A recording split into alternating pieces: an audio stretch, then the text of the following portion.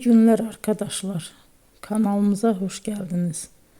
Bugün yine sizler için yepyeni videolarla karşınızdayım.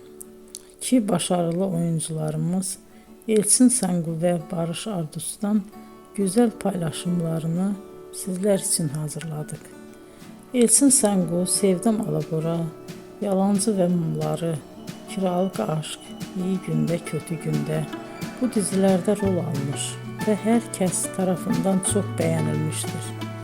Biz de Elçin Sangu ve Barış Ardus'tan en güzel sempatik fotolarını sizler için hazırladık. Bu karelerin devamını istiyorsanızsa emeğe saygı olarak kanalımıza abone olup yorum yazmayı unutmayın arkadaşlar. Teşekkür ederim.